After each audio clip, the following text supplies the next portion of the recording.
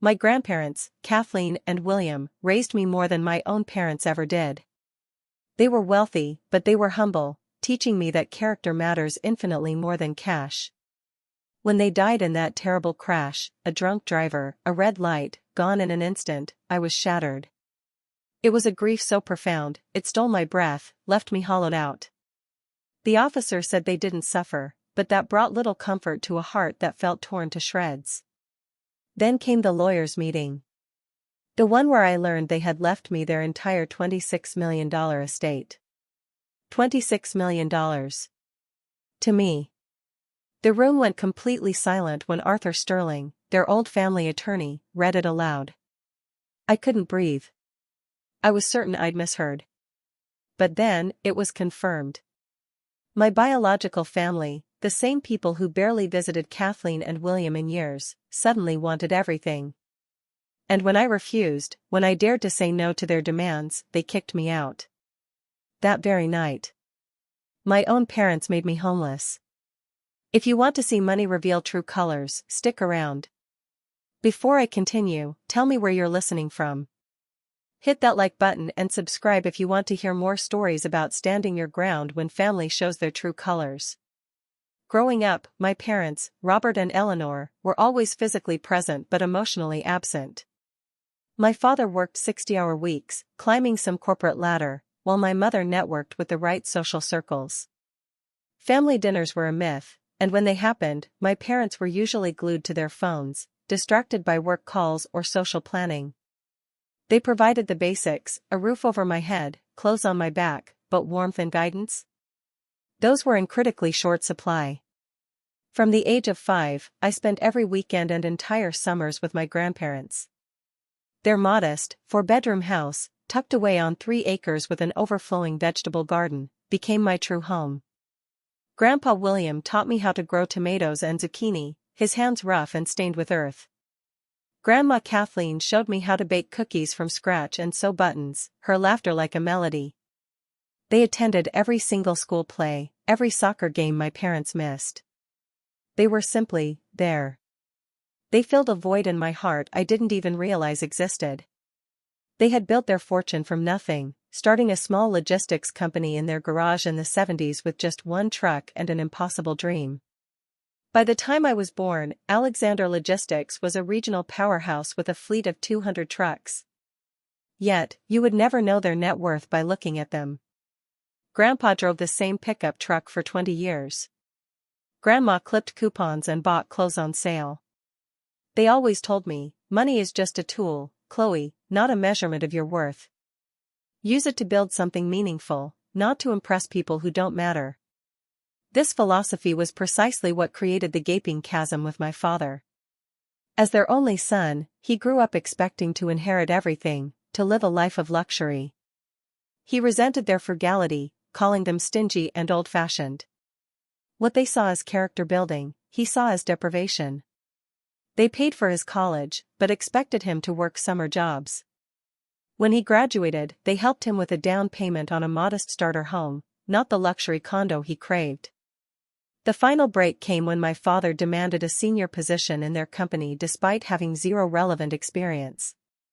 Kathleen and William refused, saying he needed to earn it like everyone else. He stormed out, taking a corporate job instead, and their relationship never truly recovered. For me, they took a different approach. They paid for my education in full, allowing me to graduate debt-free, but they encouraged me to choose a career based on passion, not profit. When I decided to become a kindergarten teacher, they were genuinely thrilled, even though my starting salary was barely above minimum wage. Throughout my adult life, we maintained that close relationship. Standing Sunday dinners every week. I'd help them navigate new technology, showing them how to video chat with a patience I rarely extended to anyone else. They taught me their family recipes and told stories about their youth, stories I now cherish like precious jewels. During holidays, I always stayed with them, which caused endless friction with my mother, who saw it as a personal rejection. My little apartment was small but cozy, filled with second-hand furniture and plants. My salary was modest, but it covered my needs. I found joy in simple pleasures. My grandparents respected my independent lifestyle, though they occasionally surprised me with practical gifts, never lavish, always thoughtful. Then, 6 weeks ago, everything changed. I was grading papers on a Tuesday evening when the call came. My grandparents were gone. My world went silent. The funeral was a blur. I remember Robert and Eleanor taking charge of the arrangements, arguing with the funeral director about costs. My brother, Tyler, flew in from California, spending most of the time on his phone. My Aunt Michelle cried dramatically for photos, but stopped the moment cameras were put away. Uncle Daniel just stood awkwardly in corners, a shadow. None of them had visited Kathleen and William in years, yet suddenly they were acting like the most grief-stricken family imaginable. I just felt numb. The two people who truly understood and supported me were gone. Their home, once warm and inviting, now stood empty, too painful to enter. I returned to my apartment, took bereavement leave, and tried to process my new reality.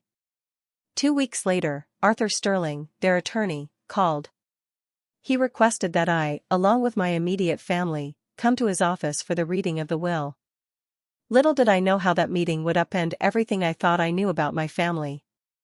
The morning of the will reading dawned gray and drizzly, a perfect match for my mood. I arrived at Sterling Legal 15 minutes early, dressed in a simple black dress, carrying the umbrella Grandma Kathleen had insisted I keep in my car.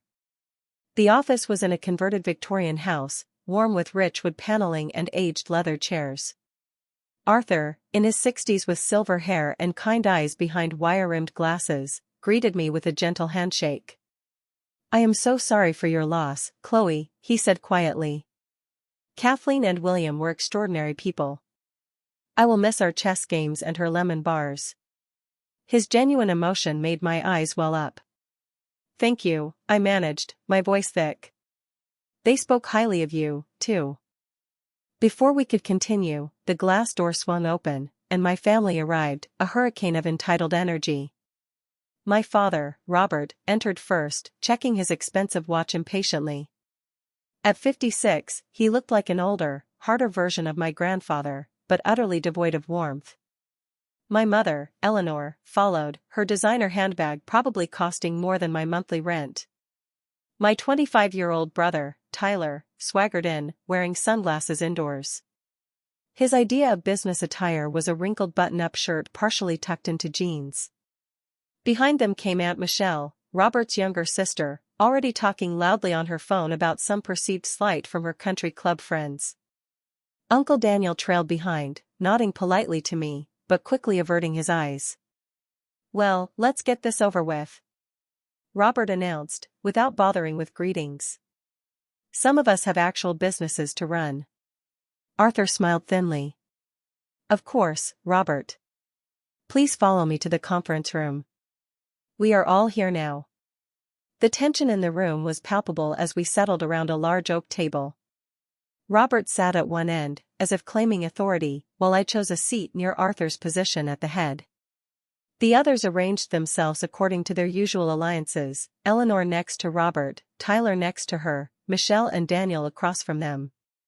"Before we begin," Arthur said, his voice calm, "I want to clarify that Kathleen and William were of completely sound mind when they updated their will last year. They were thorough in their considerations and explicit in their wishes." My father snorted. "Just read it, Arthur. We know how it goes. Dad built the business. I'm his son. Standard inheritance procedure." Arthur ignored the interruption and opened a leather portfolio. He adjusted his glasses and began to read. "I, William Alexander, and I, Kathleen Alexander, being of sound mind and body, do hereby declare this our last will and testament." The formal legal language droned on for several minutes. My family shifted impatiently, checking their phones, clearly bored. Finally, he reached the section everyone was waiting for. "We hereby bequeath our entire estate, including but not limited to all cash assets totaling approximately $8 million. Our investment portfolio valued at approximately $12 million. All real estate holdings, including our primary residence, valued at $5 million, and our 25% ownership stake in Alexander Logistics, valued at approximately $1 million, to our beloved granddaughter, Chloe Grace Foster. The room went completely silent. I stopped breathing for a moment, certain I had misheard. But Arthur continued, his voice clear. We specifically and intentionally make no provisions for our son Robert Alexander, our daughter-in-law Eleanor Alexander, our grandson Tyler Alexander, our daughter Michelle Davis, or our son-in-law Daniel Davis, as we have provided for them during our lifetime, and have made our reasons clear to our attorney. Let me see that. My father shouted, standing up so abruptly his chair tipped backward, crashing to the floor. He snatched the document from Arthur's hands, scanning it frantically. This is ridiculous. My mother joined in, her voice shrill, a high-pitched whine. $26 million to a kindergarten teacher? She wouldn't know the first thing about managing that kind of money. Tyler slammed his hand on the table. What about me? I'm family, too. I need startup capital for my business ventures.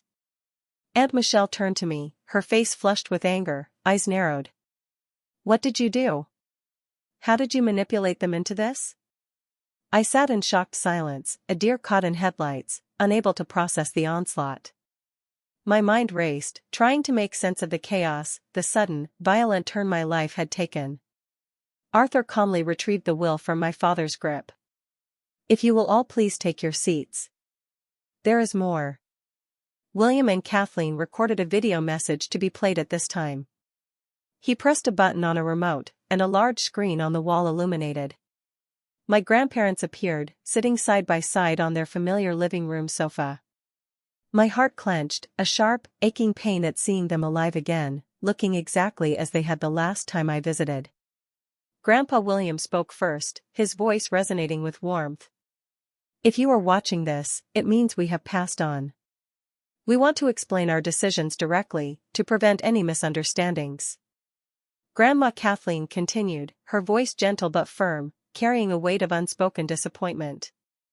Robert, Michelle, we love you as our children, but we have been deeply disappointed by the values you have embraced, and passed to your own children, with the exception of Chloe. For decades, my grandparents explained, they had watched my father and aunt prioritize material wealth over relationships, treating them as a resource to be tapped rather than as parents to be cherished. They detailed years of missed family events, requested loans never repaid, and dismissive attitudes toward their modest lifestyle.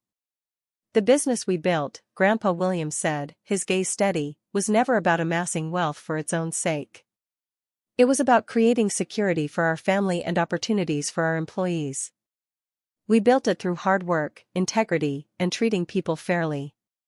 Chloe is the only one who has demonstrated these values consistently. Grandma Kathleen added, a soft smile touching her lips, she visits us not because she wants something, but because she genuinely cares. She has chosen a career helping children despite the low pay because it fulfills her purpose. We trust Chloe to be a good steward of what we have built.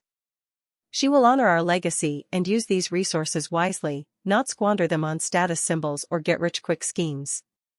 The video continued for several more minutes, with my grandparents expressing their hopes for how the inheritance might be used to support education and community development, areas they had always cared about, but had limited time to address while running their business. As the screen went dark, my father exploded. This is absolute garbage. They were clearly senile. We will contest this will. No judge will uphold this insanity. Arthur remained perfectly calm, his voice unwavering. They anticipated that response, Robert. They underwent extensive cognitive testing before finalizing this will, with multiple independent doctors certifying their competence. Additionally, they documented years of behaviors that informed their decision. I must advise you that contesting will be extremely difficult, expensive, and unlikely to succeed. My mother turned to me, her voice suddenly sweet, sickeningly sweet, a saccharine tone that made my skin crawl. Honey, sweetie. Chloe, darling, you understand this isn't right. Your grandparents were confused. This money belongs to the family, not just you. You'll share it with us, won't you? I felt cornered, all eyes on me, the weight of their expectations suffocating. Panic flared. I have to think about this, I stammered, my voice barely a whisper, trembling. I had no idea they would do this. Think about it? Tyler scoffed, a sneer twisting his lips. There's nothing to think about. That money should be divided equally, or managed by someone with actual business experience. My father interjected, meaning himself, his chest puffed out with self-importance. As the arguing intensified, voices rising in a cacophony of entitlement, Arthur gently touched my arm. His touch was a grounding force. You don't have to decide anything today, Chloe. Take time to process. My office will handle all immediate matters related to the estate. He handed me a thick envelope. This contains all the relevant documents, keys to their house, and contact information for their financial advisors. Call me anytime with questions. The meeting dissolved into chaos after that, with threats of lawsuits and accusations flying. Arthur eventually asked everyone to leave. As we filed out, my father grabbed my arm roughly, his grip bruising. This discussion is not over, he hissed, his eyes blazing. Come to our house tonight at 6. We will sort this out as a family. His tone made it clear this was not a request. I nodded numbly, too overwhelmed to argue, my mind reeling. As they departed in their separate luxury vehicles, I sat in my 10-year-old sedan, clutching the envelope, wondering how an inheritance meant to be a blessing had so quickly become a curse. The sheer weight of it was unbearable. I spent the afternoon in a daze, driving aimlessly around town, the world outside a blur. I finally stopped at a quiet park, the cold biting at my cheeks, trying desperately to gather my thoughts. The envelope from Arthur sat unopened on my passenger seat. Part of me wanted to peek inside, to understand exactly what my grandparents had entrusted to me. Another part was terrified of the responsibility it represented, a dark, heavy cloud hanging over me. At 5:45, I pulled into my parents' driveway, noting that everyone else had already arrived. Their 5,000-square-foot house loomed before me, all granite and glass, designed to impress rather than welcome. It felt less like a home and more like a fortress. I took a deep, shaky breath, grabbed the envelope, and headed inside. They were waiting in the formal living room, a space rarely used except for my mother's social gatherings. My father stood by the fireplace, a tumbler of scotch in hand, looking like a king on his throne. My mother perched on the edge of an uncomfortable-looking designer chair, her posture stiff with expectation. Tyler sprawled across the sofa, scrolling through his phone, completely disengaged. Aunt Michelle paced nervously, a predatory energy in her movements. Uncle Daniel stood by the window, gazing out, as if wishing to be anywhere else. Finally, my father said when I entered, his voice clipped. Sit down, Chloe. I chose a chair near the door, a sudden, primal instinct telling me I might need a quick exit. Let us be reasonable about this, my father began, his business negotiation voice in full effect, smooth and condescending. Your grandparents clearly weren't thinking clearly. They meant for the family to benefit, not just you. My mother nodded enthusiastically, her head bobbing. Sweetheart, managing wealth is complicated. Your father has the experience to handle this properly. You can still get a nice portion, perhaps enough for a down payment on a real house instead of that apartment. The condescension in her voice made my skin crawl, but I remained silent, a silent observer in my own nightmare. Emboldened by my lack of response, my father continued, his voice growing stronger. Here's what we propose. You sign over the estate to me, as the financial head of the family. I will ensure everyone gets their fair share. You'll receive 10%, which is more than generous considering your limited needs. 10%, I finally found my voice, a tiny, defiant whisper. That would still be over $2 million. Exactly. Tyler jumped in, eyes gleaming with avarice. More than enough for a teacher. I need at least $5 million for my cryptocurrency exchange platform. It's going to be huge. I looked at him skeptically. Tyler had bounced between get-rich-quick schemes for years, never holding a job longer than 3 months. His last venture, an app for rating public restrooms, had collapsed after burning through $50,000 of my parents' money. "The house should go to us," Aunt Michelle interjected, cutting off Tyler, her voice sharp. "We have 3 children to consider. That neighborhood would give them access to better schools." I almost laughed at the absurdity. Michelle had never once visited my grandparents in that house. Her children, my cousins, were strangers who sent obligatory birthday cards with my aunt's handwriting. As the evening progressed, their tactics evolved. When demands didn't work, they switched to guilt. "After all we've done for you," my mother said, her eyes dramatically moist, as if a switch had been flipped.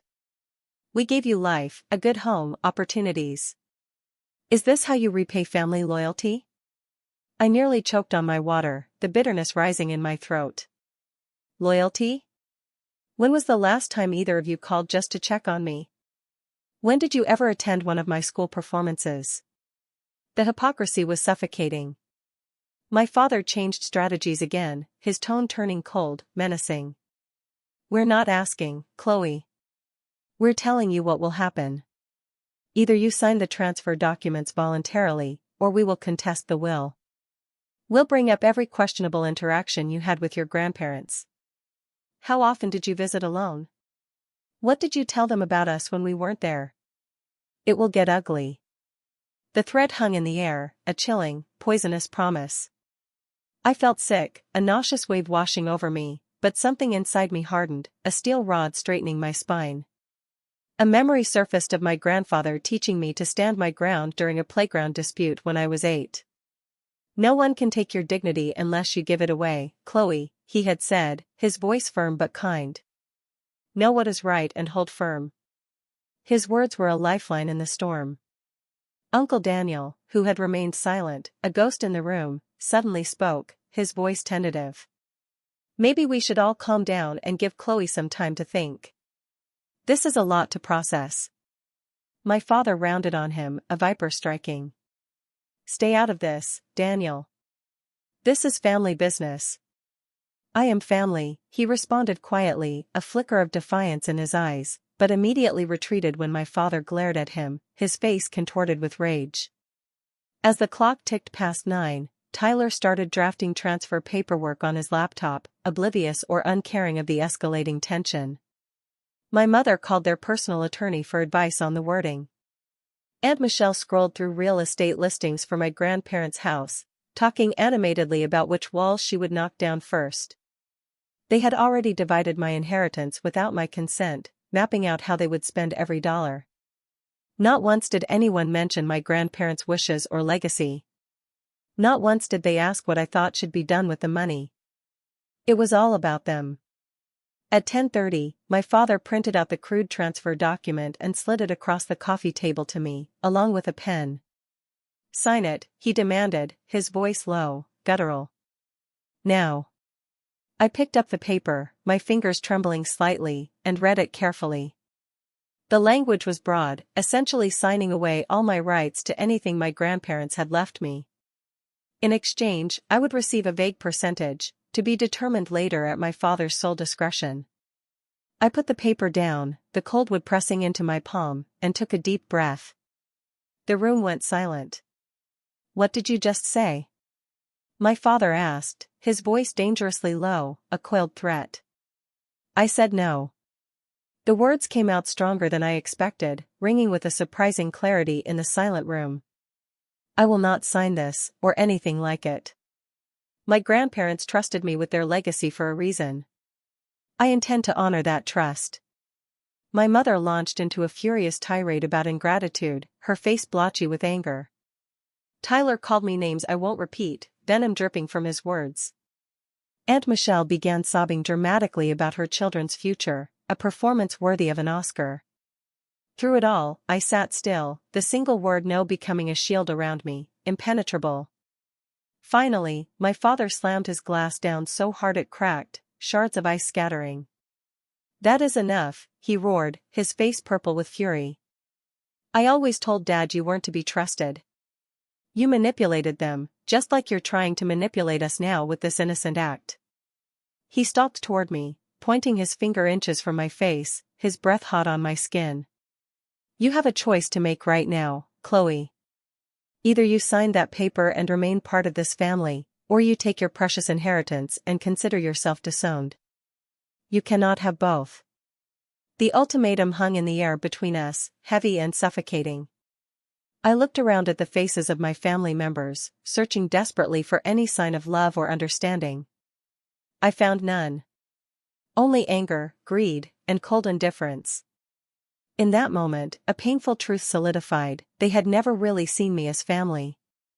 I was just a means to an end, a potential source of money, nothing more. The realization was a sharp, brutal ache. I am not signing, I said firmly, standing up, my voice trembling slightly but resolute. I'm sorry you feel this way, but I have to respect what Grandma and Grandpa wanted.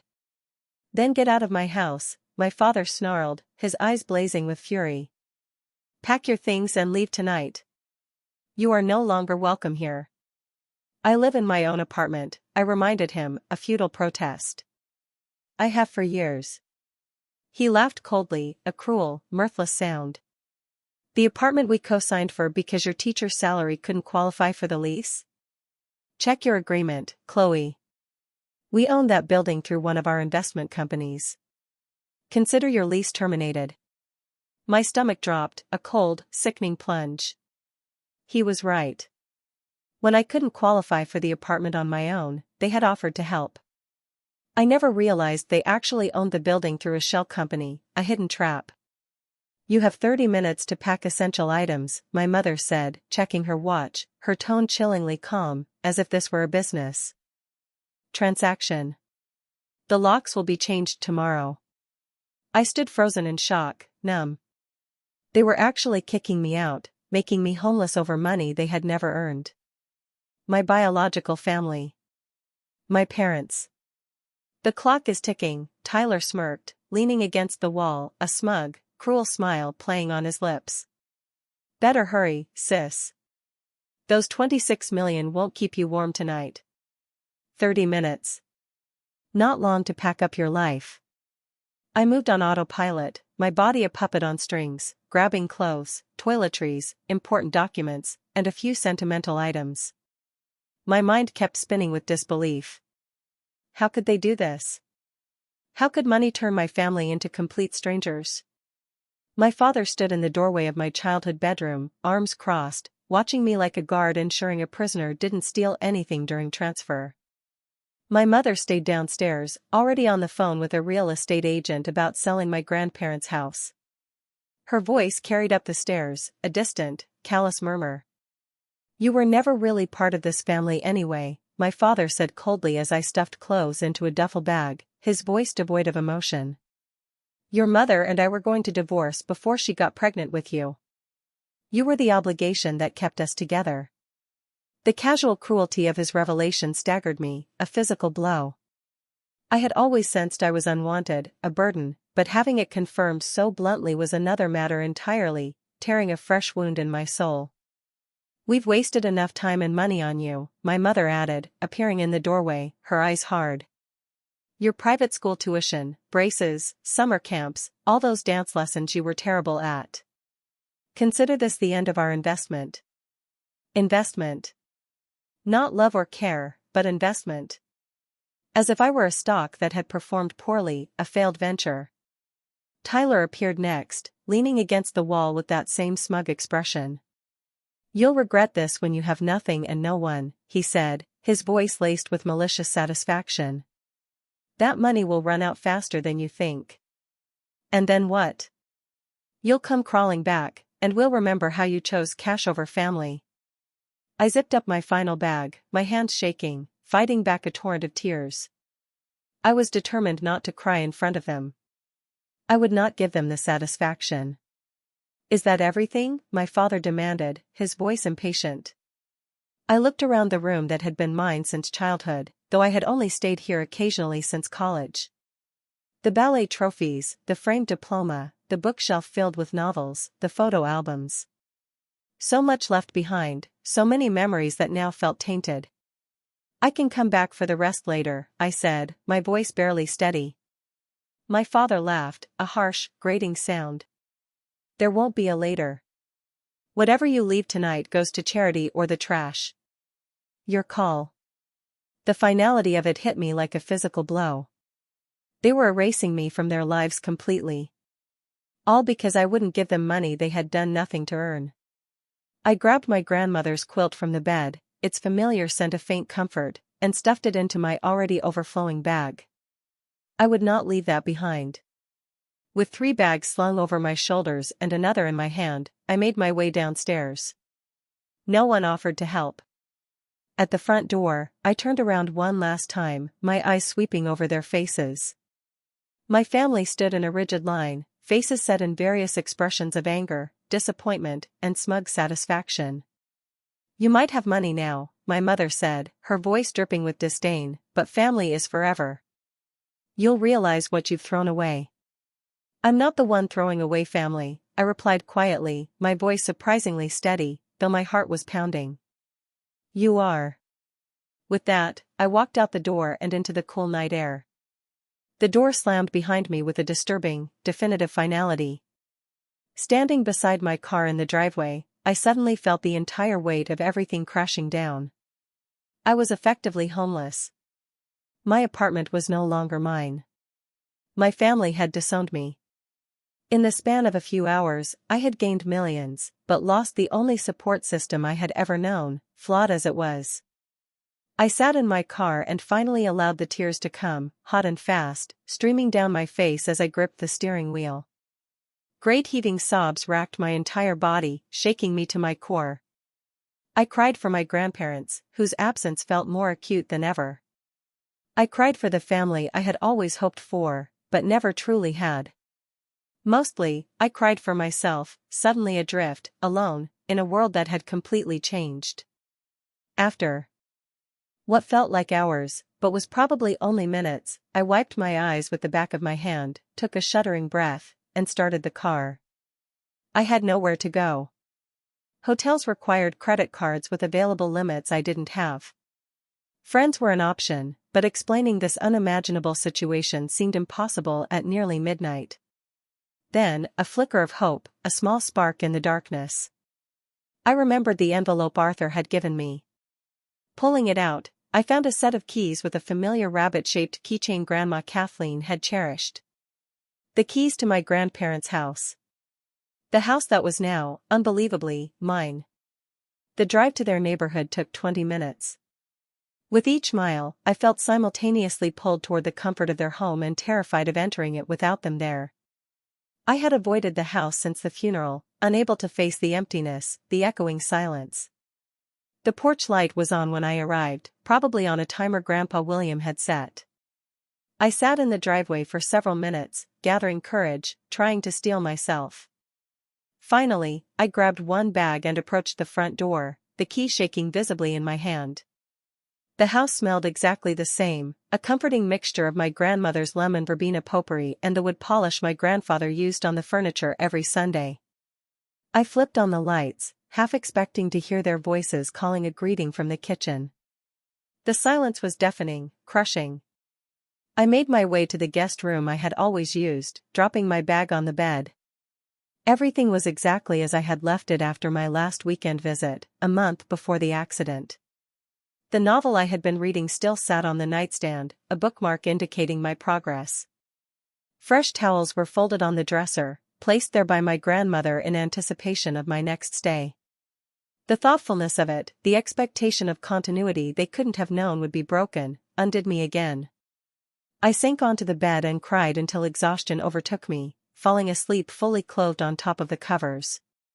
Morning came with disorienting brightness, the sun streaming through the window, a stark contrast to my internal turmoil. For a moment, I expected to smell coffee brewing and hear my grandfather's off-key whistling from downstairs. Reality crashed back as I recognized the profound silence. They were gone, and somehow I had inherited both their fortune and their enemies, all in the form of my own family. My phone had blown up overnight with texts and missed calls, most from my father and mother, alternating between blatant threats and sudden, sickeningly sweet attempts at reconciliation. "We can work this out if you'll be reasonable," read one message from my mother, a thinly veiled demand. My father was less subtle. You have 24 hours to reconsider before we file suit. Tyler sent a single text, laced with malevolence. Enjoying the big empty house? Not for long. That last one sent a chill down my spine. It sounded like a threat, not just bluster. My hands instinctively tightened around my phone. I forwarded it to Arthur, who responded immediately. Stay where you are. I will be there in 30 minutes. Do not open the door for anyone else. His urgency alarmed me, but also provided a strange, unexpected comfort. At least someone was on my side. Arthur arrived exactly 30 minutes later, carrying a briefcase and a cardboard drink carrier with 2 steaming coffees. I ushered him into the kitchen, where we sat at the breakfast nook my grandparents had used for casual meals. First things first, he said, sliding a coffee toward me, its warmth seeping into my chilled hands. Your family has already contacted 3 different attorneys about contesting the will. I anticipated this and have prepared countermeasures. I wrapped my hands around the warm cup, trying to steady myself. They kicked me out last night. My father apparently owns my apartment building through some investment company. Arthur nodded grimly. Typical Robert tactics. Using leverage to force compliance. He began pulling documents from his briefcase, a stack of papers growing between us. What he didn't tell you is that your grandparents provided for this exact scenario. He showed me a deed to a small cottage about 20 minutes outside town. Your grandmother bought this property 5 years ago as an investment, but kept it in a separate trust for you. Robert doesn't know about it. You have somewhere to go if you need it. Relief washed over me, a fragile, trembling wave. At least I wouldn't be truly homeless. But the idea of hiding out while my family circled like vultures didn't sit well. My anger flared anew. There's something else you should know, Arthur continued, his eyes meeting mine. You are not alone in this. Your grandparents had many loyal friends and associates who understood the situation with your family. As if on cue, a soft knock sounded at the back door. Arthur smiled. That would be Miguel. Miguel. The name was vaguely familiar. Miguel Ramirez, Arthur explained. He has been your grandparents' estate manager and handyman for 15 years. He lives in the guest house at the back of the property. I answered the door to find a man in his early 50s with salt and pepper hair and kind eyes, weathered by the sun. He held his hat in his hands respectfully. Miss Chloe, he said warmly, his voice gentle. I am very sorry about your grandparents. They were wonderful people. I saw your car this morning and wanted to check if you needed anything. The simple, genuine kindness nearly brought me to tears again, a stark contrast to the previous night's cruelty. Thank you, Miguel. I'm a bit overwhelmed, to be honest. Miguel nodded, understanding in his eyes. Mr. William and Mrs. Kathleen worried about that. They asked me to look after you if anything happened to them. The house, the grounds, everything is maintained. I've been keeping watch. Arthur invited Miguel to join us. Over the next hour, Miguel shared stories about my grandparents that I had never heard, painting a picture of 2 people who were respected and beloved by those who worked for them, not just their entitled family members. It was a comforting balm to my wounded spirit. Your father and brother, Miguel said carefully, his voice lowered, they came here after the funeral, when no one was around. They took things. Watches, jewelry, some electronics. I have it all on the security cameras. My stomach clenched. My father had installed an extensive security system for my grandparents years ago, supposedly for their protection. I had forgotten about the cameras. Miguel shook his head sadly. They didn't know Mr. William had me update the system last year. Said it had too many blind spots compared to the one your father put in. Arthur made a note, his pen scratching against the paper. That footage could be useful if they pursue legal action.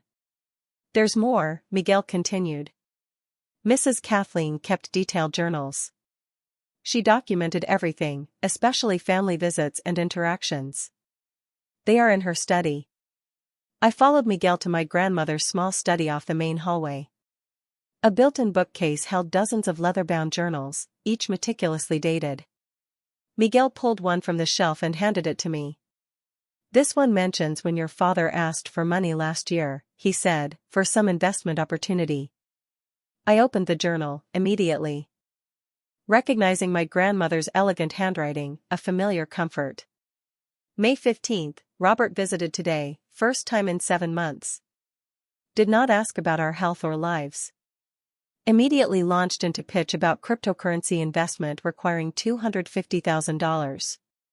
When William refused, Robert became hostile, accused us of preferring Chloe. Said we were naive to trust her, when she only visits to secure her inheritance. Could not be more wrong. Chloe has never asked for money, has no idea of our net worth. Brings food every Sunday and stays to eat with us. Robert left without finishing his coffee. William very upset afterward. I read entry after entry, each one documenting years of similar interactions. My father demanding money. My brother pitching absurd business ideas. My mother making thinly veiled comments about their modest lifestyle being embarrassing to her social standing. In contrast, my visits were described with genuine warmth. My grandmother noted small gifts I had brought, conversations we had shared, help I had offered around the house. She saw me in a way my parents never had, truly saw me. As I read, the doorbell rang. Miguel went to answer it, returning with an older woman in a practical dress and cardigan. "Brenda Hayes," he introduced her. "Your grandparents' housekeeper for 20 years. Brenda hugged me tightly, a strong, comforting embrace. "You look just like Kathleen when she was young," she said, her eyes twinkling. "She was so proud of you." Over the next several hours, more people arrived, a steady stream of kindness and support. Sophia Castillo, my grandparents' business partner, who knew every detail of Alexander Logistics and offered to guide me through understanding the company. Dr. Anya Sharma, their investment advisor, who brought comprehensive portfolios, showing exactly how my inheritance was structured. Linda Peterson, their neighbor for 30 years, who brought a homemade casserole and stories about neighborhood gatherings I had attended as a child. Each person who arrived brought not only information but genuine affection. They had all loved my grandparents, and by extension, cared about me and my well-being. It was overwhelming, in the best possible way. While going through my grandmother's desk, Brenda found a hidden compartment containing letters from my father spanning decades. Each one requested money, some with thinly veiled threats about cutting off access to me if they refused. She also kept this, Brenda said, handing me a USB drive, security footage from after the funeral. "Your mother was going through Kathleen's jewelry before the reception even ended. She took several valuable pieces, claiming Kathleen would have wanted her to have them." My grandparents, it seemed, had been meticulously documenting my family's behavior for years. Perhaps knowing this day would come, they had created not just a financial safety net for me, but a powerful network of support and damning evidence that would protect their wishes.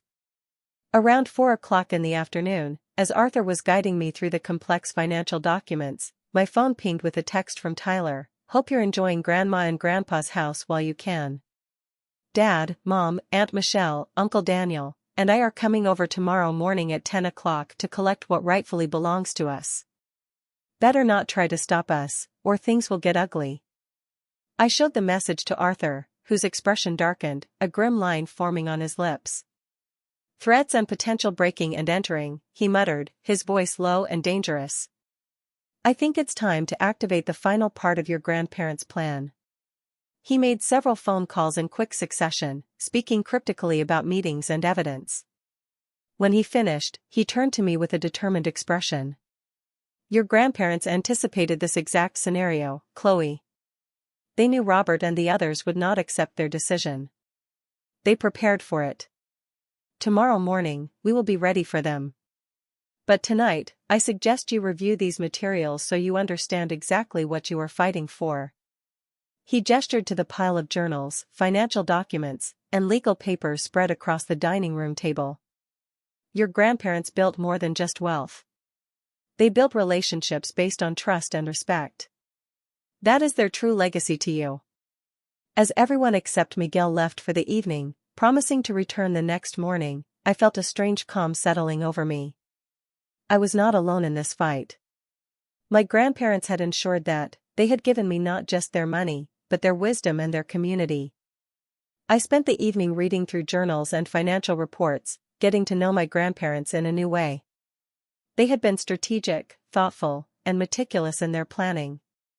Everything they had done was deliberate, including their choice of heir. For the first time since the will reading, I felt equal to the responsibility they had entrusted me with. I would not let them down. As I prepared for bed, another text came through from Tyler. Better sleep with one eye open, sis. Tomorrow you'll see what happens to people who steal from this family. Instead of fear, I felt resolve hardening within me, a cold, unshakable certainty. Tomorrow would indeed show what happens when people try to steal from family, but not in the way Tyler imagined. I woke early the next morning, anxious but determined, a quiet storm brewing within me. By 8 a.m., Arthur had arrived with coffee and pastries, along with a thick folder of legal documents. These are restraining orders, ready to be filed if necessary, he explained, his voice calm and professional. And these are cease and desist letters addressing the specific threats Tyler made. Brenda arrived next, immediately taking over the kitchen to prepare breakfast. The familiar smells of bacon and coffee filled the house, providing strange comfort before the coming storm. By 9:30, the house had filled with supporters. Miguel positioned himself by the front door, a silent, unwavering guardian. Sofia Castillo, my grandparents' business partner, set up her laptop at the dining table, ready to present financial evidence if needed. Brenda bustled around, ensuring everyone had coffee and food, her presence alone a grounding connection to my grandparents' hospitality. At 9:45, cars began pulling into the long driveway. First, my father's black luxury sedan, then my mother's white SUV, followed by Aunt Michelle and Uncle Daniel's midlife crisis convertible, and finally Tyler's impractical sports car, which he could only afford because my parents paid his rent. "They're early," Arthur observed, a slight grimace on his face, trying to catch us off guard. As the doorbell rang aggressively, a furious, impatient rhythm, followed by pounding, Arthur nodded to Miguel, who opened the door. My father stood on the threshold, momentarily surprised, his jaw slacking slightly, to see someone other than me answering. Behind him, the rest of my family clustered together, expressions ranging from angry to smug, a pack of wolves at the door. "Where's Chloe?" my father demanded, his voice thick with authority. "This is family business." Miguel remained immovable, his stance solid. "Miss Chloe is expecting you. Please come in." My family filed into the foyer, stopping short when they saw the gathering in the living room. I stood in the center, unyielding, with Arthur slightly behind me to my right, a silent bastion of support. "What is this?" my mother asked, her voice brittle with indignation. "You brought outsiders into a private family matter." Before I could answer, the front door opened again, and 3 more people entered. First came Judge Evelyn Reed, a tall, dignified woman in her 70s who had been my grandparents' friend for decades. She was followed by Police Chief Mark Jensen, whose daughter's education had been supported by my grandparents' charitable foundation. Last came Mr. Kenji Tanaka, my grandparents' financial advisor for over 20 years. My father's face paled at the sight of Judge Reed. The judge had ruled against him in a business dispute years earlier, a case my father had tried unsuccessfully to influence through social connections. "Evelyn," he said, attempting a jovial tone that fell flat, his voice cracking. "What brings you here?" The judge's expression remained stern, her gaze unwavering. "I am here at the request of William and Kathleen Alexander, through their attorney, Arthur Sterling. They asked me, in the event of their deaths, to serve as an impartial witness to any family disputes regarding their estate." My mother turned to Chief Jensen, her eyes wide with a sudden, dawning fear. "This is ridiculous. We are here to collect family heirlooms that rightfully belong to us. Why is law enforcement present?" The chief smiled thinly, a chilling, professional smile. "I am here as a friend of the Alexander family, not in an official capacity." Unless, of course, someone commits a crime, in which case my official duties would naturally take precedence. The implied threat was not lost on any of us. The air grew heavy with unspoken consequences. As if on cue, the back door opened, and 6 more people entered, forming a semicircle behind me. They were longtime employees from my grandparents' business, people who had known my father since childhood and had witnessed his transformation from entitled son to absent family member. Their quiet presence was a powerful statement. "You've got to be kidding me," Tyler muttered, his swagger evaporating, replaced by a tremor of unease. "Is this supposed to intimidate us?" I stepped forward, finding strength in the unwavering support surrounding me, a formidable wall of loyalty. "I know why you are here. You believe you are entitled to my grandparents' estate, despite their explicit wishes. You think you can bully or threaten me into giving you what you want." My voice was calm, steady, filled with a resolve I hadn't known I possessed. My father's face hardened, a mask of defiance. "Those old fools were manipulated. We are simply here to correct that injustice." From behind me, Mr. Tanaka spoke up, his voice precise and professional. "Actually, Robert, I have documentation of every attempt you made to access your parents' assets over the last 20 years. He opened a folder, its contents damning. "This includes the unauthorized transfer attempt from their retirement account in 2016, the forged check incident in 2018, and your attempt to have Kathleen declared incompetent last year after she refused to fund Tyler's failed cryptocurrency venture." My father's face went green, his color draining away. "But that is taken out of context," he blustered, a desperate, pathetic sound. Sophia Castillo stepped forward, tablet in hand, her eyes sharp. "I also have records of the company loan you never repaid, Robert. $200,000 borrowed in 2012 for your vacation home in Aspen. Your parents never pursued repayment, though they certainly could have." One by one, my grandparents' friends and associates presented evidence of my family's attempts to extract money over the years, contrasted with their minimal involvement in my grandparents' actual lives. It was a brutal, undeniable indictment. Aunt Michelle, who had been quietly fuming, suddenly turned to me, her face contorted with pure hatred. "You ungrateful little snake. You turned our parents against us, poisoned them with lies." Judge Reed cleared her throat, a small but commanding sound that cut through Michelle's outburst. "Actually, Mrs. Davis, I reviewed the video journals Kathleen kept. There was no external influence. Your parents were quite clear about their reasoning." "This is all very theatrical," my mother said dismissively, attempting to regain control, but her voice wavered. "But it changes nothing. We will contest the will. We will win." Arthur stepped forward, a stack of envelopes in his hand. "I have prepared documentation for you all. It includes evidence that would become public record if you contest the will." He handed each family member a thick envelope, the rustle of paper the only sound. "This includes banking records, text messages, emails, and video evidence of your interactions with William and Kathleen over the past decade. I encourage you to review it before making decisions about legal action." Uncle Daniel, who had remained silent until now, a bystander to his own life, opened his envelope and began reading. His face grew increasingly pale, a stark white. After a moment, he touched Aunt Michelle's arm, his voice a quiet plea. "We should go," he said. "This is not a fight we can win." She shrugged him off angrily, still clinging to a lost cause.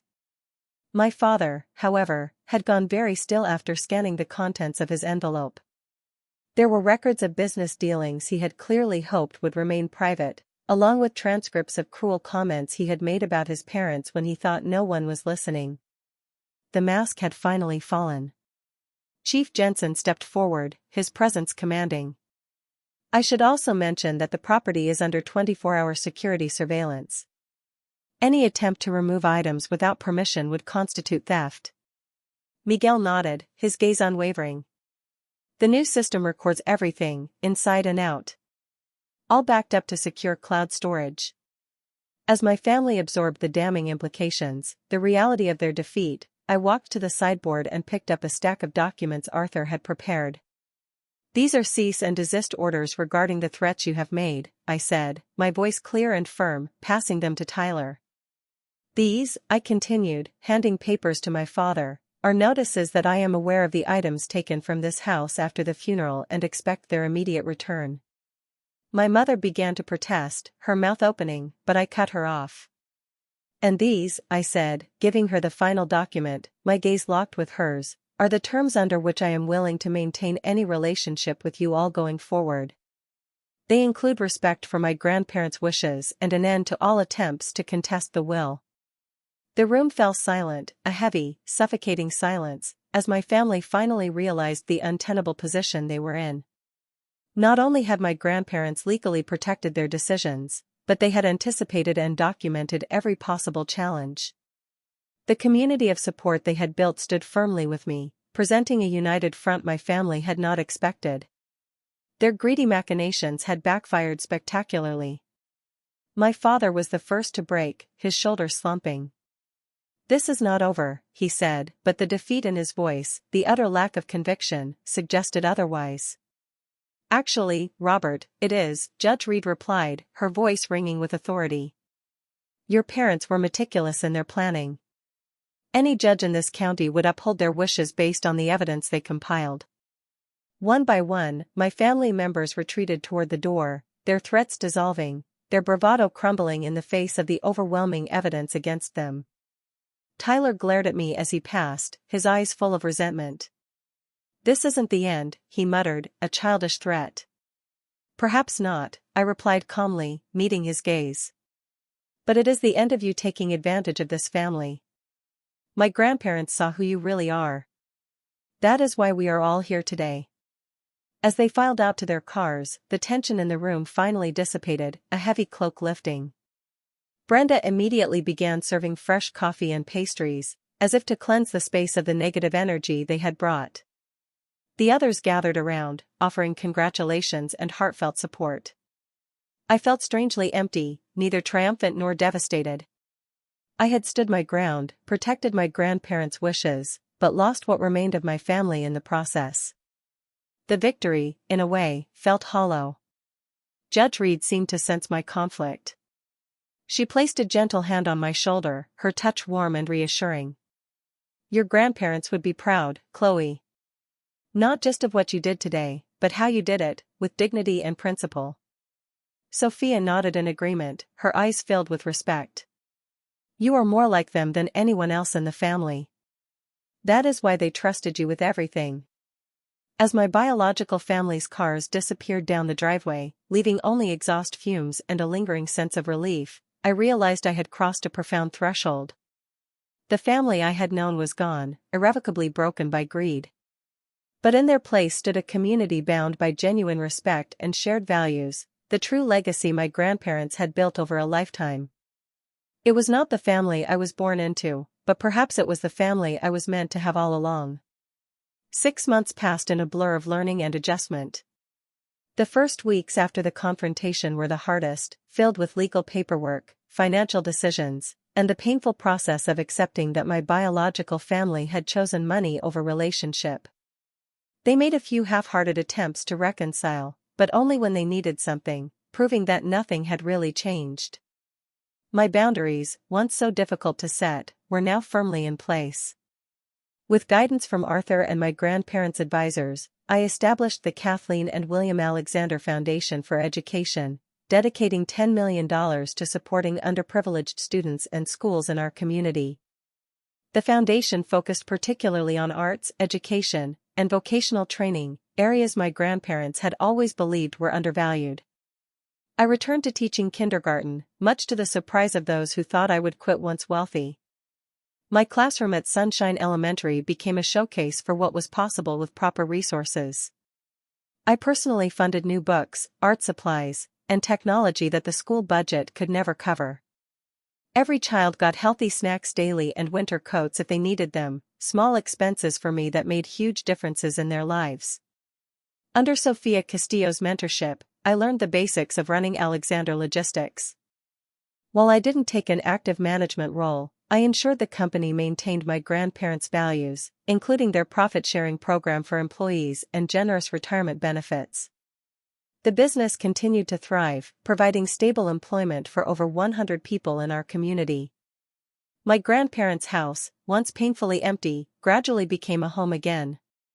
I moved from the guest room into the master bedroom, though it took months before I could sleep there without feeling like an intruder. With Miguel's help, I renovated the large basement into a vibrant community space for foundation events and educational programs. Brenda still came 3 times a week, refusing to fully retire, despite my insistence she had earned it. She was family, now. My biological family made occasional attempts to re-establish contact, though their motives were transparent, sickeningly so. My father called when his company faced cash flow problems, hinting broadly about short-term loans with handsome returns. My mother reached out when her social circle learned about my foundation, suddenly wanting to serve on the board. Tyler texted when his latest venture failed, asking for startup capital.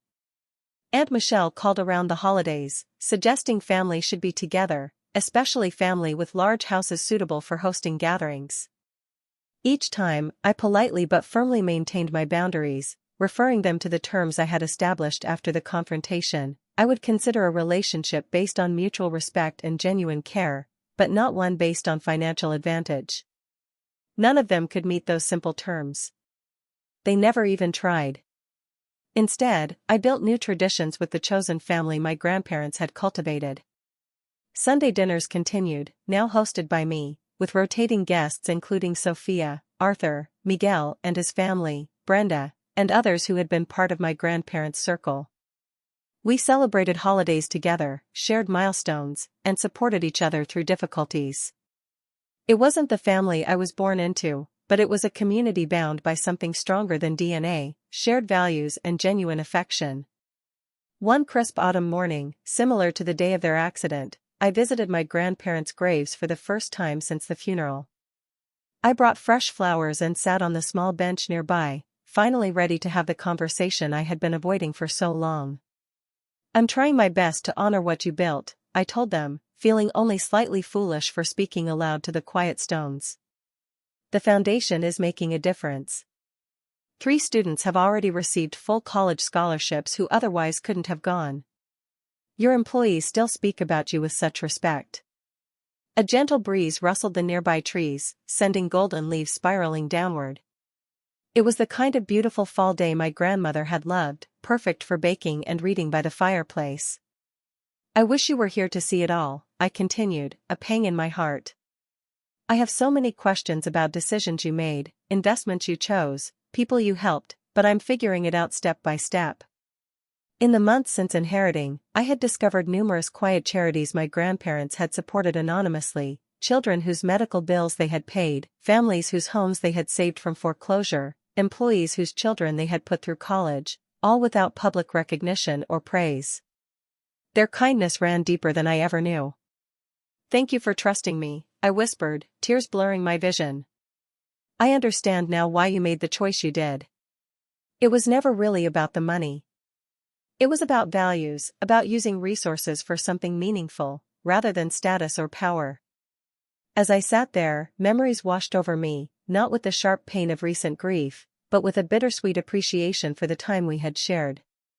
I remembered my grandfather teaching me to fish, his patient hands guiding mine, my grandmother showing me how to make her famous apple pie, the scent of cinnamon filling the air, both of them attending every school play and graduation when my parents were too busy, too absent.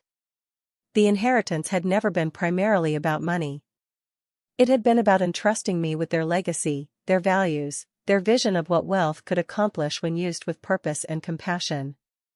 The next day, I hosted the foundation's first major event, a scholarship ceremony for 20 high school seniors who would receive full college funding. As I watched these bright, determined young people accept opportunities that would change their trajectories, I felt my grandparents' presence strongly, a warm, guiding force. Among the recipients was Maria Vasquez, a brilliant young woman who reminded me so much of myself at that age, full of potential but limited by financial constraints. She planned to become a teacher, to give back to her community just as she had been supported. As the event concluded, Maria approached me, tears in her eyes, her voice choked with emotion. My parents both work 2 jobs, she said. No one in my family has ever gone to college. This changes everything, not just for me, but for my younger siblings who now see it as possible. In that moment, a profound clarity washed over me. I understood completely what my grandparents had been building all along. Not just a business or a fortune, but a legacy of positive impact. A ripple effect that would continue long after they were gone. They had trusted me to amplify that effect, to carry their values forward in ways they would never see, but had so clearly envisioned. The money had indeed revealed true colors, showing me who valued wealth over relationship. But it had also revealed a community of genuine connection, people who had loved my grandparents for who they were, not what they owned. That, I realized, was the true inheritance, more valuable than any dollar amount. As I move forward, I continue teaching, running the foundation, and learning the business. The wealth allows me to amplify good work, to make a tangible difference, but it does not define me. I still live relatively simply, drive a practical car, and spend weekends volunteering rather than shopping. My grandparents would approve, I think. They always said money was a tool, not a goal. I finally, truly, understand what they meant. What about you? Have you ever had to stand up to pressure from loved ones? Especially when inheritance or deeply held values were involved? Was it worth the fight? I'd love to hear your stories and reflections in the comments below. And if this resonated with you, please like, subscribe, and share with someone who might need encouragement to stand their ground. Remember, family is about love and respect, not obligation or advantage. Thank you for listening to my story, and I wish you the strength to honor your own values, whatever challenges you may face.